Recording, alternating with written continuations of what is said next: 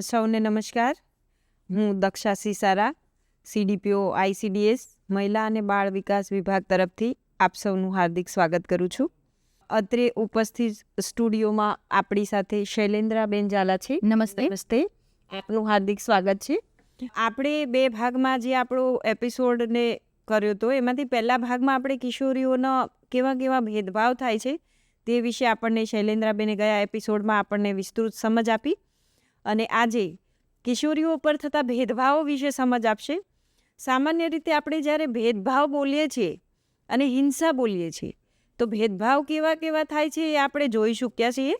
અને હવે હિંસા બોલીએ કે તરત જ આપણા મગજમાં જે ઇમેજ ક્લિક થાય છે તો એ માત્ર એ જ હિંસાની વાત નથી.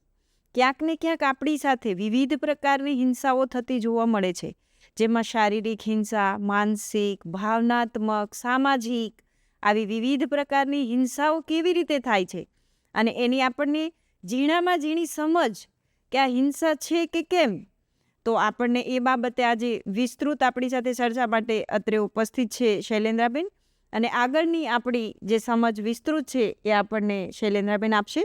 તો હું એમને વિનંતી કરું કે આપ આગળ કન્ટિન્યુ કરું. શૈલેન્દ્રાબેન. ખૂબ ખૂબ આભાર દક્ષાબેન. આપણે ફરી મળ્યા છીએ અને મને આનંદ થાય છે કે મેં જેમ આપને પહેલે પણ કીધું અને મારી પૂર્ણા દીકરીઓને પણ કીધું કે મારા માટે તમે બહુ અગત્યના લોકો બહેનો છો, દીકરીઓ છો. આપણે સૌએ 1 મહિના સુધી કંઈક ને કંઈક ચિંતન તમે બધાએ કર્યું હશે કે જે આપણે લૈંગિક ભેદભાવ વિશે નાના નાના ઉદાહરણ દ્વારા આપણે સમજ મેળવી હતી, અને મને લાગે છે કે ક્યાંક ને ક્યાંક તમને એના ઘણા જવાબો મળ્યા પણ હશે અને અમુક પ્રશ્નો તમારા મગજમાં દોડતા પણ હશે. એટલે હું ફરી કહું કે ICDSની સેવાઓ જે છે એ સેવાઓમાં જઈને તમારે તમારા પ્રશ્નના જવાબો મેળવવાના. જે પ્રશ્નના જવાબો તમને નથી મળી શક્યા તો ત્યાં તમે જઈને મેળવી શકો છો. જેમ દક્ષાબેને ખૂબ સરસ વાત મૂકી કે આપણે આગળના જે મહિનામાં આપણે લૈંગિક ભેદભાવના ઉપર વાત મૂકી હતી અને બહુ જ સરસ રીતે એ વાતને મૂકી હતી કે કેવા કેવા પ્રકારની ભેદભાવ થાય છે. તો મારે પૂર્ણા દીકરીઓ આપને ખાસ કહેવું છે કે હું પોતે અંગત રીતે અને માનું છું કે કોઈ પણ ભેદભાવની શરૂઆત એ હિંસા છે.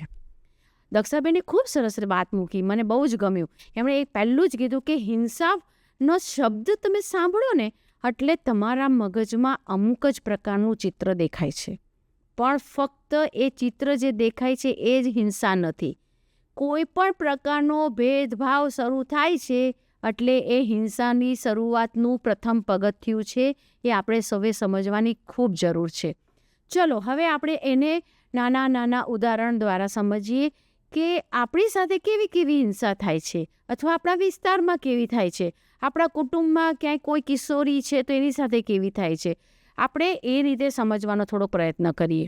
જેમ કે દક્ષાબેને વાત કરી કે હિંસા, તો હિંસા શબ્દો સાંભળીએ એટલે આપણા મગજમાં ફક્ત એક જ હિંસા દેખાય. મોટા ભાગે આપણે જોવા જઈએ તો શારીરિક હિંસા.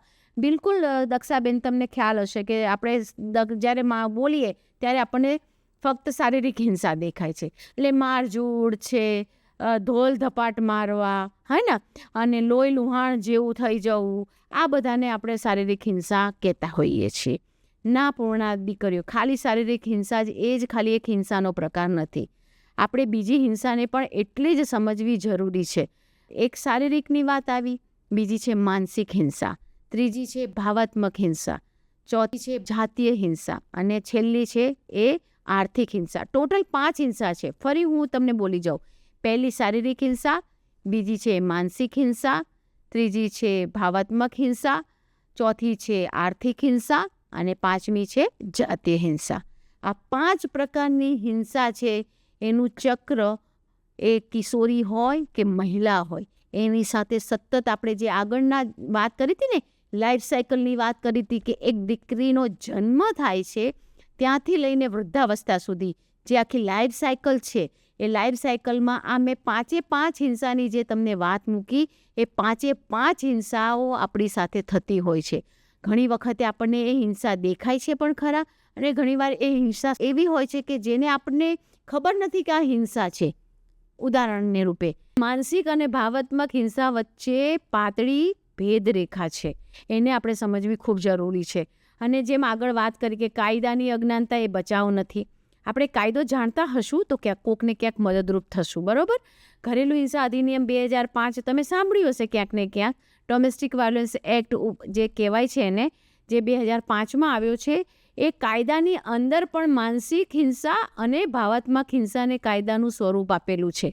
એટલે શું, ફરી એ જ વાત કરું, આગળ જે લૈંગિક વાત હતી કે મહિલાઓનું જે આખું લાઈફ સાયકલ છે, કે દીકરીઓના જન્મથી લઈને વૃદ્ધાવસ્થા સુધી, એ તમામે તમામ તબક્કાઓમાં જે હિંસાઓ થાય છે, એ હિંસાઓને ક્યાંક ને ક્યાંક આપણે સમજવી ખૂબ જરૂરી છે. એમાં માનસિક અને ભાવાત્મક હિંસા આજે આખું લાઈફ સાયકલ છે, એમાં દરેકની સાથે ક્યાંક ને ક્યાંક થતી હોય છે. નાના ઉદાહરણ હવે હું તમને આપું. જેમ કે માનસિક હિંસાની વાત કરીએ. હા, માનસિક હિંસા છે કે તમારામાંથી કોઈ દીકરી છે, હા, દીકરીને ભણવા જવું છે, પણ એને ભણવાનો બહુ ઉત્સાહ છે અને એને લાગે છે કે હું ભણીશ ને તો હું મારી કારકિર્દી બનાવી શકીશ, હું કંઈક કરી શકીશ, હું મારા વિસ્તાર માટે આગળ વધી શકીશ, મારા ગામ માટે, મારા સમાજ માટે. ત્યારે તમારા ભણવાની બાબતને ક્યાંક રોકી દેવામાં આવે છે. હા ને, ક્યાંક રોકી દેવામાં આવે છે. તો એની સાથે સાથે તરત જ કહેવામાં આવે છે અમુક વાક્યો. માનસિક હિંસાને સમજવા માટેની વાત કરું છું. ક્યાંક ને ક્યાંક આર્થિક સાથે પણ જોડાયેલી છે બાબત, કે તરત જ કહેવામાં આવે છે કે દીકરી થઈને બહુ ભણી લીધું, તમને વાંચતા લખતા આવડે છે ને, બહુ થયું. અને અમુક પ્રકારના શબ્દો વાપરવામાં આવે છે કે દીકરી થઈને ભણીને શું કરશો, કાલે સવારમાં તો તમારે બીજા ઘરે જવાનું છે. આ વાક્યો સાથે હું સંમત નથી, પણ આ પ્રચલિત વાક્યો તમને સમજ આપવા માટેની વાત કરું છું કે આવા વાક્યોને પણ હવે આપણે રોકવા ખૂબ જરૂરી છે. કે આવા વાક્યો કહી દઈને બીજા નાના ભાઈ બહેનો છે એમના માટે પણ ભણાવવા માટે જરૂરી છે. ભાઈને બીજે બહાર મોકલવાનો છે એને પણ ભણાવવો જ. એવા અમુક પ્રકારના વાક્યો બોલીને તમને માનસિક રીતે હેરાન પણ કરવામાં આવે છે, ભણાવવામાંથી ઉપાડી લેવામાં આવે છે કે નથી તમારે ભણવાનું. બરાબર? પછી ઘણી વખતે બની શકે કે કુટુંબમાં આ કિશોરીઓને લઈને વાત છે. આવું જ મહિલાઓને હોય છે તો એ લોકોની સાથેની માનસિક અને ભાવાત્મક હિંસા અલગ હોય. દેખાવને લઈને દીકરીઓના, કે તમે દેખાવમાં તું આવી છે, તને બોલતા નથી આવડતું, તને ચાલતા નથી આવડતું, જો પેલી બીજી દીકરી કેટલું સરસ કામ કરે છે, તને આવડતું નથી કામ કરતા, હે ને, તને ક્યાંય મોકલીએ તો તું શું કરી શકીશ. એટલે આવા બધા ઘણી વખતે ઘરમાં આવા બધા સંવાદો થતા હોય છે આપણા વડીલો દ્વારા, સમાજો દ્વારા, કુટુંબ દ્વારા. તો આપણને એમ લાગે આ બધા શબ્દોથી ઘણી વખતે અમુક લોકો આપણે ટેવાઈ ગયા હોય છીએ, હે ને, કે આવા શબ્દો આપણે સાંભળતા હોઈએ. પણ આ એક પ્રકારની માનસિક હિંસા છે, આ એક પ્રકારની ભાવાત્મક હિંસા છે.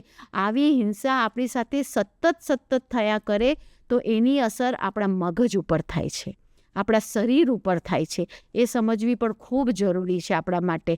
એટલે આપણે શારીરિક હિંસાને સમજ્યા, માનસિક હિંસાને સમજ્યા, ભાવાત્મક હિંસાને પણ સમજ્યા આપણે. હવે થોડીક વાત લઈએ આપણે જાતીય હિંસાની. જાતીય હિંસા એવી હિંસા છે કે આપણે તાત્કાલિક ધોરણે આપણે બોલતા નથી આ વિશે.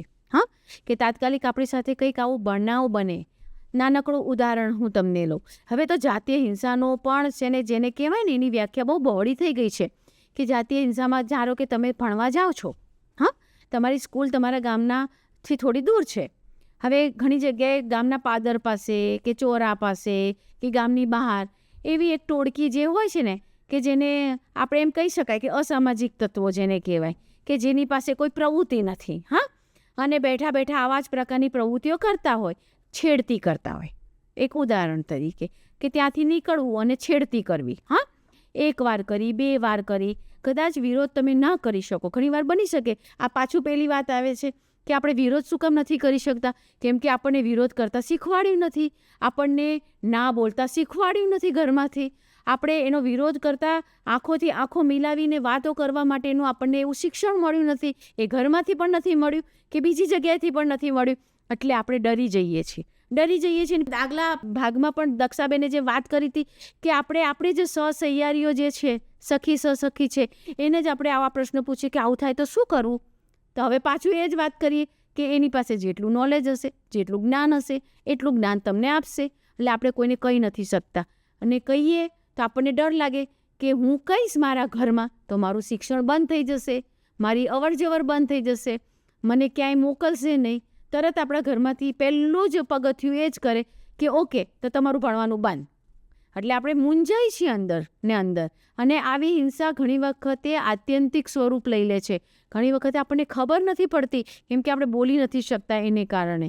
એટલે હંમેશા મારે દીકરીઓ તમને કહેવું છે, તમારી સાથે કોઈ પણ હિંસા એવું તમને લાગે છે કે આ તમને ગમતું નથી વર્તન, આ વર્તન તમને ગમતું નથી, એવા વર્તન તમારી સાથે કોઈ પણ કરે તો ચોક્કસપણે દીકરીઓ તમે પહેલે તો ના બોલતા શીખો અને ઊંચા અવાજે બોલો. ઊંચા અવાજે બોલશો ને તો જે આ હિંસા કરે છે ને એ ડરપોક હોય, એટલું યાદ રાખજો. તમે એકવાર ઊંચા અવાજે ને આંખ કાઢીને બોલશો ને તો ચોક્કસપણે ક્યાંક ને ક્યાંક એને ડર લાગશે કે ના, હું જો વધારે કરીશ તો આ દીકરી આગળ વધીને મને તકલીફ કરાવડાવશે. એટલે ના બોલતા શીખો. તમારી વાત તમારા માતા પિતાને કહો, તમારા શિક્ષકને કહો, અથવા તમને લાગે છે કે જ્યાંથી તમને જવાબો મળે છે. મેં તો એવું પણ સમજ મને દક્ષાબેને આપેલી છે કે એમના અમુક એવા જે આપણા આદિવાસી જિલ્લાઓ જે છે, ટ્રાઇબલ જિલ્લાઓ છે, એમાં એવી પ્રશ્ન પેટીઓ મૂકેલી છે કે જેમાં કે તમને મૂંઝવતા પ્રશ્નો તમે એમાં લખીને મૂકી શકો. કદાચ આમાંથી કોઈ કિશોરીઓ એવી હશે કે જેને લખતા નહીં આવડતું હોય, જેણે શાળા છોડી દીધી હશે અમુક, તો કંઈ ચિંતા ના કરો દીકરીઓ. જેને લખતા આવડે છે અથવા આપણી પાછી આંગણવાડીની સેવાઓ લેવા જાઓ, આંગણવાડી વર્કર બેનને કહો, અથવા આપણા મુખ્ય સેવિકા બહેનો આપણા વિસ્તારમાં આવે છે એને કહો, અથવા તમને લાગે છે કે આ વ્યક્તિ એવી છે કે જેને હું કહીશ કે મને લખી આપો તો એ લખી આપશે. જરૂરી નથી કે તમે તમારા નામ સાથે લખો કે તમે એક નામ મૂકો અને એ પ્રશ્ન મૂકીને એ પ્રશ્ન પેટીમાં નાખી દો. પછીનું જે કામ છે એ આપણા ICDSના બહેનોનું છે કે એ પ્રશ્નોનું કેવી રીતે એમણે નિરાકરણ લાવવું, એ સમસ્યાને કેવી રીતે એનું સમાધાન લાવવું. બરાબર? પણ મૂંઝાવવું નહીં. ફરી કહું છું દીકરીઓ, મૂંઝાવવું નહીં. દરેક સમસ્યા છે તો એનું સમાધાન છે જ, પણ આપણે મૂંઝાઈ છીએ એટલે આપણને એ સમસ્યા દેખાતી નથી અને એમાંથી હિંસા એક પછી એક હિંસા આપણી વધતી જાય છે. હવે આ જાતીય હિંસાની એક નાનકડી વાત મેં તમને છેડતી નહીં કરી, એવી જ વાત મારે તમને મોબાઈલની કરી છે. આજે આપણા બધા પાસે મોબાઈલ છે. હું એમ નથી કહેતી કે મોબાઈલ ન વાપરવો જોઈએ. સોશિયલ મીડિયાનો સમય છે, ઘણી બધી સારી બાબતો આપણને મોબાઈલમાંથી જાણવા મળે છે. જેટલો મોબાઈલનો સારો ઉપયોગ છે એટલો જ એનો દુરુપયોગ પણ થતો હોય છે. બરાબર? અને ફરી વાત એ જ છે જે આપણે દક્ષાબેન સાથે વાત મૂકી હતી કે કિશોરાવસ્થામાં ઘણા બધા બદલાવ આવે છે, હે ને? દીકરીઓ હોય કે દીકરી હોય, બદલાવ આવે છે એટલે માનસિક રીતે આપણને ઘણું બધું આમ તકલીફો થતી હોય, શરીરની રીતે તકલીફો થતી હોય. એટલે આપણે મોબાઈલમાંથી આપણે બધી માહિતીઓ ઘણી વખતે મેળવતા હોઈએ છીએ. એ જરૂરી નથી કે વૈજ્ઞાનિક પદ્ધતિથી જે માહિતી તમને મળી હોય. બરાબર? એટલે એ પણ બરાબર નથી. હા, તો આ પણ એક રીતે તમે જોવા જઈએ તો તમને તકલીફ આપે છે. મોબાઈલમાં બીજું કઈ તકલીફ આપણે તાત્કાલિક જેને કહેવાય ને, આ મેં કિશોરાવસ્થાની બદલાવની વાત કેવી રીતે મોબાઈલ સાથે જોડવા માંગુ છું, આપણે તરત મિત્રો બનાવી લઈએ છીએ. એટલા બધા સોશિયલ મીડિયાના અત્યારે એપ્લિકેશન, જેને એપ કહીએ છીએ, એ ફેસબુક હોય, વોટ્સઅપ હોય, એવા અનેક પ્રકારના છે. એટલે તરત આપણે કોઈને જાણતા નથી, એમના વિશે કંઈ ખબર નથી, આપણે એના જેને કહેવાય ને એના ઇતિહાસનો આપણને કંઈ જ ખબર નથી, અને તરત આપણને એમણે કોઈક રિક્વેસ્ટ મોકલી કે તમે મારા મિત્ર બનો, અને આપણે તરત એના મિત્ર બનવા માટે હા પાડી દઈએ છીએ. થોડીક વાતો કરીએ છીએ, બધું જ કરીએ છીએ. જોયા નથી, મળ્યા નથી. બરાબર? અને ઘણીવાર મળ્યા હોય ને જોયા પણ હોય, પણ જરૂરી નથી કે મળેલા હોય ને જોયા હોય ત્યારે આપણને એ વ્યક્તિ જેવી છે એવી જ આપણને બતાવે છે. એટલે આગળ ને આગળ આપણે વધતા જઈએ છીએ. આપણામાં એટલા બધા બદલાવ એ વખતે આવતા હોય છે એટલે આપણને હૂંફ અને લાગણી મળે છે એટલે આપણે એ બાજુ ઢળી જઈએ છીએ. બરાબર? આપણે એ બાજુ ઢળી જઈએ છીએ એટલે આપણને લાગે કે દુનિયામાં આના સિવાય, આ વ્યક્તિ સિવાય આપણને કોઈ નથી સમજી શકતું. ના, દીકરીઓ હજુ સમજવાની જરૂર છે. તમને સમજવા માટે ઘણા બધા લોકો છે તમારા કુટુંબમાં, આપણા ICDSમાં પણ ઘણા બધા લોકો છે. એટલે આપણે એ મિત્રતા કેળવીને આગળ વધીએ છીએ ત્યારે ઘણીવાર બને છે દીકરીઓ સાથે એવું કે એ મીડિયાનો દુરુપયોગ થાય. તમારા ફોટાના, તમે ઘણીવાર એની સાથે બહાર ગયા હોય, ઘણીવાર બની શકે એવું ગયા હોય તો એ પળોના એણે ફોટા લીધેલા હોય અને પછી તમને લોકોને, આપણને એમ કહેવામાં આવે કે તમે આમ નહીં કરો ને તો હું આ કરીશ, તમે આ નહીં કરો તો તારો આ ફોટો હું વાયરલ કરી નાખીશ, આ તારી ક્લિપ હું વાયરલ કરી નાખીશ. દીકરીઓ બિલકુલ ડરવું નહીં, બિલકુલ ડરવું નહીં. કદાચ આપણાથી આવી કદાચ ક્યારેક ભૂલ થઈ જાય તો ડરવું નહીં. તમારે સીધો જ 181 આપણી હેલ્પલાઇન છે, મહિલા હેલ્પલાઇન. હા, એને તાત્કાલિક જાણ કરો. કદાચ તમે 181ને નથી કહી શકતા તો ફરી આપણી ICDSની સેવાઓ તો છે જ, આપણા આંગણવાડીની બહેનો તો છે જ, આંગણવાડી વર્કર બહેનો છે, એમને જઈને વાત કરો. એ તમારી વાતને ગુપ્ત રાખશે. બિલકુલ ચિંતા ના કરો, તમારી વાતને સંપૂર્ણપણે ગુપ્ત રાખીને તમને મદદરૂપ થશે. એટલે તમારે ક્યાંય ડરવું નહીં. એ ડરને કારણે ઘણી કિશોરીઓ એવું પગલું ભરી લેતી હોય છે આ હિંસાને કારણે. આ પણ એક એ હિંસા કહેવાય કે તમને વારંવાર ધમકી આપી સોશિયલ મીડિયા દ્વારા, હે ને, કે આમ કરો તેમ કરો, હવે તું અહીંયા આવ મળવા મને, આ કર. તો આ બધી પણ એક હિંસાના સ્વરૂપમાં આવે છે. એટલે સોશિયલ મીડિયાને વાપરતા વખતે પણ ધ્યાન રાખવું કે સોશિયલ મીડિયા સારું છે પણ એની સાથે સાથે હિંસા પણ આપણી સાથે આવા પ્રકારની થતી હોય છે. તો એથી આપણે ચેતવવું ખૂબ જરૂરી છે. પછી ઘણીવાર બની શકે તમારામાંથી કોઈની સાથે નહીં થયું હોય પણ તમે સાંભળતા હશો, કોકને વાંચવાનો શોખ હશે તો વાંચવામાં પણ તમને પેપરોમાં પણ તમે વાંચતા હશો, સોશિયલ મીડિયામાં જોતા જ હશો કે જે જાતીય હિંસા છે ને મોટા ભાગે કુટુંબની આજુબાજુ કુટુંબના લોકો દ્વારા આપણા સાથે થતી હોય છે, અને ખાસ કરીને કિશોરીઓ સાથે, હે ને.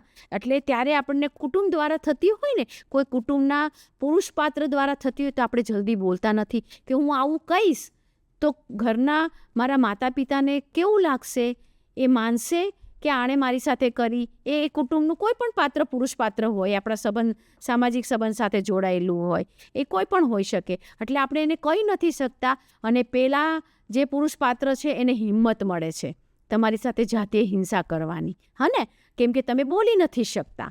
અને એને એક પછી એક પગલું એ આગળ વધે છે ને એકદમ મોટું સ્વરૂપ થાય છે. ત્યારે ઘણીવાર દીકરીઓ બોલતી હોય છે કે મારી સાથે આવું થાય છે. તો ખાસ કરીને થાય છે ત્યારે ઘરના વડીલોને પણ ચૂપ કરી દેતા હોય છે.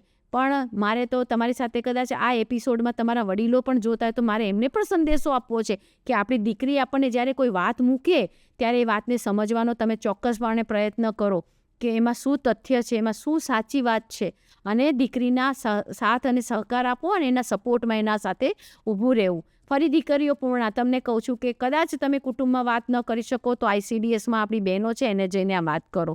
કેમ કે જાતીય હિંસાની વાત આપણે તાત્કાલિક મૂકતા નથી, કેમ કે ક્યાંક ને ક્યાંક આપણને આપણી સંસ્કૃતિ નડે છે, હા ને, આપણને કહેવામાં ડર લાગે છે, આપણે ના નથી બોલી શકતા. તો આ બધી વસ્તુઓને પણ આપણે સમજવી એટલી જ જરૂરી છે. આર્થિક હિંસાની વાત મેં માનસિક અને ભાવાત્મક સાથે જોડી કે ક્યાંક ને ક્યાંક તમારે ભણવા જવું છે પણ આર્થિક પરિસ્થિતિ સારી નથી તો શું કરવું. તો એ પણ તમે જોવા મળશો. આ ઘરેલું હિંસા અધિનિયમ 2005નો જે કાયદો છે ને એમાં 5 હિંસાઓને છે ને એમાં લેવામાં આવ્યું છે કે આ બધી હિંસાઓ જ્યારે થાય છે ત્યારે ચોક્કસ તમે કાયદાના સાથ સહકારમાં આવો અને કાયદામાં તમે કોઈ દીકરીનું ભણવાનું રોકાતું હોય તો કાયદાની મદદ તમે લઈ શકો છો. પણ કાયદાની મદદ તમારે લેવી હોય તો તમારા સાથે કોક જેને કહેવાય કે મેજર વ્યક્તિ, મેજર એટલે કે ઉંમરમાં જેની આપણે કહીએ કે 18 વર્ષથી ઉપરની જે ઉંમરના જો તમારા ઘરના જે સ્ત્રીપાત્ર છે એને તમે કહી શકો, અથવા તમારા ઘરના જે ઉંમર જેને મેજર ઉંમર કહે છે એ ફરિયાદ નોંધાવી શકે છે કે આવી રીતે દીકરીને ભણવું છે પણ નથી થઈ શકતું. જાતીય હિંસાની વાત કરી, એના તો કાયદાઓ બધા અલગ છે, એ કાયદાઓ વિશે તમે જાણતા જ હશો. પણ થોડીક વાત મારે બીજી એવી મૂકવી છે. આ મહિલા અને બાળ વિકાસ વિભાગ જે છે એમાં ઘણા બધા સહાયક માળખાઓ બનાવેલા છે કે તમારી સાથે અથવા તમારા કુટુંબમાં કોઈની સાથે આમાંથી કોઈ પણ હિંસા થાય છે તો તમે 181નો મદદ લઈ શકો. મોબાઈલમાં 181ની એપ તમે ડાઉનલોડ કરી શકો. અને મને તો પૂર્ણા તરીકે તમને એક વાત બહુ કહેવી ગમશે, આ 181ની વાત આવી કે તમે એક સરસ મજાની નાનકડી પ્રવૃત્તિ કરો કે તમે 181નો ડેમો તમારા ગામમાં કરાવો. અને કેવી રીતે કરાવવાનું? તમારા વિસ્તારની બે દીકરીઓને બોલાવો, હા, જે સ્કૂલે જાય છે નથી જતી, હા, ભલે વડીલો પણ આવે, આપણે બિલકુલ એમાં નથી વાંધો. અને આંગણવાડીનું જે સ્થળ છે ત્યાં એ બધાને બોલાવો અને એક પ્રવૃત્તિ કરાવો. 181ને તમે આંગણવાડીના આપણા બહેનો છે આંગણવાડી વર્કરને એને કહેશો ને કે 181ની વાનને અહીંયા બોલાવીને ડેમો એટલે શું કે 181 શું કરે છે કેવી રીતે ફોન કરવો, તાત્કાલિક સેવા કેવી રીતે આપવામાં આવે છે, એ આવીને તમને ગામમાં એ ડેમો કરશે. અત્યારે તમે લોકો જાણો છો, પણ ડેમો કરાવશો તો આખું ગામ જાણશે, અને આખું ગામ જાણશે તો હું માનું છું દીકરીઓ કે કોઈ દીકરીનો જીવ આપણે બચાવી શકીશું. અથવા કોઈ મહિલા ઉપર પણ જો હિંસા થતી હશે ને, તમે એના જીવ બચાવવામાં એક સારા કાર્યકર તરીકે તમે કામ કરી શકશો. એટલે મારું માનવું છે કે તમે એવી પણ પ્રવૃત્તિ કરી શકશો. પછી આપણા જિલ્લાઓમાં પોલીસ સ્ટેશન બેઝ સપોર્ટ સેન્ટરો છે, એમાં પણ તમે કિશોરીઓ પોતાની વાતને મૂકવા જઈ શકે. 100 નંબર એવો છે કે તેને તાત્કાલિક તમે દબાવો તો 100 નંબર પણ તમારા વિસ્તારના નજીકના પોલીસ સ્ટેશન કે ચોકીમાંથી આવીને તમને મદદરૂપ થઈ શકે છે. નારી અદાલતો આપણે ત્યાં વિસ્તારોમાં છે, વિવિધલક્ષી મહિલા કલ્યાણ કેન્દ્રો છે, આપણે ત્યાં ઘણા બધા મહિલા સહાયક માળખાઓ આપણા માટે ઉપલબ્ધ છે. સખી વન સ્ટોપ સેન્ટર છે જિલ્લામાં, જે સિવિલની અંદર માળખું કાર્યરત છે. તો એ બધાનું પણ આપણે ક્યાંક ને ક્યાંક ઉપયોગ કરી શકાય. એટલે કે જ્યાં હિંસા થતી હોય એને રોકાવા માટે પણ કરી શકો, તમારી સાથે થતી હોય તો એને રોકવા માટે પણ આપણે કરી શકાય છે. એટલે હું માનું છું કે અમારી પૂર્ણા દીકરીઓ આટલી વસ્તુઓને તો ચોક્કસપણે સમજી શકી હશે કે બે દીકરીઓ ઉપર કેવા કેવા પ્રકારની હિંસા થાય છે. ફરી એકવાર હું તમને બધાને કહું કે લૈંગિક ભેદભાવ સમજી ગયા, અને મારું પહેલું જે વાક્ય છે તમે બધા જ મગજમાં રાખો કે કોઈ પણ ભેદભાવની શરૂઆત એ હિંસા કહેવાય. બરોબર? એ શારીરિક હિંસા હોય, એ માનસિક હિંસા હોય, એ ભાવાત્મક હિંસા હોય, એ આર્થિક હિંસા હોય કે એ જાતીય હિંસા હોય. બરાબર? એ કોઈ પણ પ્રકારની હિંસા હોય, એ તમામે તમામ હિંસા છે એને તમે કેવી રીતે રોકશો એના માળખાઓ વિશે પણ મેં તમને ટૂંકમાં માહિતી આપી છે. વધારે માહિતી માટે તમે આપણા આંગણવાડી વર્કર બહેનોનો પણ સાથ સહકાર લઈ શકો છો. પ્રશ્ન પેટીનો તમે ઉપયોગ કરી શકો છો. બરાબર? અને જાતીય હિંસામાં મારે હજુ એક વાત છેલ્લી કહેવાની બાકી રહી ગઈ કે સારો સ્પર્શ અને ખરાબ સ્પર્શને પણ આપણે સમજવો ખૂબ જરૂરી છે. અને એ પણ તમને એ પણ હિંસામાં આવે છે કે જ્યારે લાગે છે કે આ ખરાબ સ્પર્શ છે તો આપણે ચોક્કસપણે, હું ફરી કહીશ તમામ પૂર્ણાઓને, ના બોલતા શીખો અને ઊંચા અવાજે ના બોલતા શીખો. કેમ કે ઘણીવાર આપણે ના નથી બોલતા ને તો સામેની વ્યક્તિ એવું સમજે છે કે આની નામાં હા છે. એટલે આપણે ના બોલીશું તો ચોક્કસપણે એ વસ્તુ ક્યાંક ને ક્યાંક રોકાશે. એટલે મારે આપ સૌ પૂર્ણા દીકરીઓને એક સંદેશો આપવો છે કે આપણી આજુબાજુ જેટલી દીકરીઓ છે અને જેટલા સ્ત્રીપાત્રો છે એને આપણે સૌ પ્રથમ તો આપણે એમને સમજીએ. બરાબર? આપણે એમને સમજીશું તો ચોક્કસ માનું છું, કેમ કે તમે તો જુદા જુદા પ્રકારની તાલીમ તમને ICDS આપી રહી છે, તો તમે તો તાલીમબદ્ધ છો, તો તમે સમજશો એ સ્ત્રીપાત્રોને, એ કિશોરીઓને કે જે હજુ આપણા સુધી નથી પહોંચી, તો ચોક્કસ ને ચોક્કસ આ હિંસામાંથી આપણે એમને મુક્ત કરી શકશું. અને એક સરસ મજાનું જેને કહેવાય કે આપણો એક સારો વિસ્તાર આપણે એક ઊભો કરી શકીશું.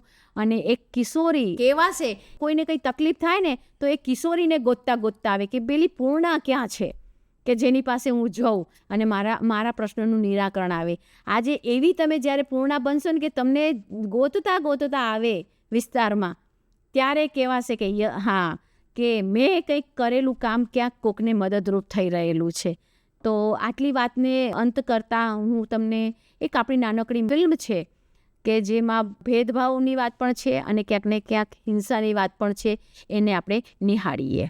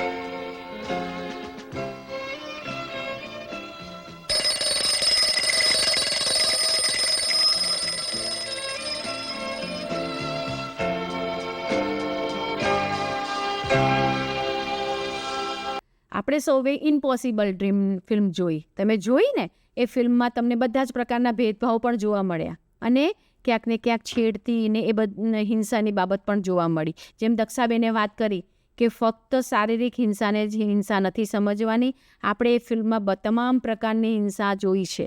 અને આ ફિલ્મને તમે શાંતિથી વિચારજો કે શું આ ફિલ્મમાં જે બની રહ્યું છે એ ક્યાંય આપણા કુટુંબમાં, આપણા સમાજમાં આપણી સાથે થાય છે? અને થાય છે તો આપણે કેવી રીતે એને રોકીશું, એને કેવી રીતે રોકીશું અને ક્યાં મદદમાં જઈશું કે આપણને એમાંથી મદદરૂપ મળી શકશે. આટલી વાત કહીને હું મારી વાતને વિરામ આપું છું. અને છેલ્લો એક સંદેશો છે કે મારી આ તમામ બાબતોમાં મેં આજે 2 ભાગ જે લીધા, ભાગ 1 અને ભાગ 2, એમાં ક્યાંય મેં આપણે પુરુષ વિરોધી વાત નથી કે દીકરાના વિરોધી વાત નથી કરી રહ્યા. જે આપણને સમાજે આપેલી છે બાબતો એની વાત છે. એ બાબત પુરુષમાં પણ હોઈ શકે ને સ્ત્રીમાં પણ હોઈ શકે. બરાબર? આપણું જે સામાજિકરણ થાય છે એટલે આપણો જે ઉછેર થાય છે એ ઉછેર દીકરા દીકરી બંનેનો એક કુટુંબમાં થતો હોય છે અને એ ઉછેર દ્વારા આપણે આપણા વર્તન કરતા હોઈએ છીએ. એટલે આપણે ક્યાંય પણ પુરુષ વિરોધી વાત નથી કે દીકરાના વિરોધી વાત નથી કરી. આપણે વિચારસરણીને બદલવાની છે. તો ચાલો હવે આપણે સૌ મળીને આ વિચારસરણીને બદલીએ અને એક સારો સમાજનું નિર્માણ કરીએ. નમસ્કાર. આપનો ખૂબ ખૂબ આભાર શૈલેન્દ્રબેન. આપણને કિશોરીઓને ખૂબ સરસ માહિતી શૈલેન્દ્રબેને આપી કે જેમાં ભેદભાવ અને હિંસા એ બંનેનું એણે તફાવત ખૂબ સારી રીતે સમજાવ્યો છે કે ભેદભાવની શરૂઆત થઈ જાય છે ત્યારે જે હિંસાની શરૂઆત થાય છે. આ આપણને જે અગત્યની માહિતી શૈલેન્દ્રબેન દ્વારા આપવામાં આવી એ તમામ માહિતી આપણી તમામ કિશોરીઓ સુધી પહોંચે અને સાચા અર્થમાં એનો ક્યાંક ને ક્યાંક ઉપયોગ થાય અને તમામ કિશોરીઓ એ માહિતીનો લાભ લે અને પોતાના જીવનમાં ઉતારે એવી સૌને વિનંતી. અને આ સાથે હું શૈલેન્દ્રબેનનો ખૂબ ખૂબ આભાર માનું છું. ખૂબ ખૂબ આભાર. ખૂબ ખૂબ આભાર આપનો. અને આ સાથે આપણા આ એપિસોડને વિરામ આપીશું. સૌને નમસ્કાર. નમસ્કાર.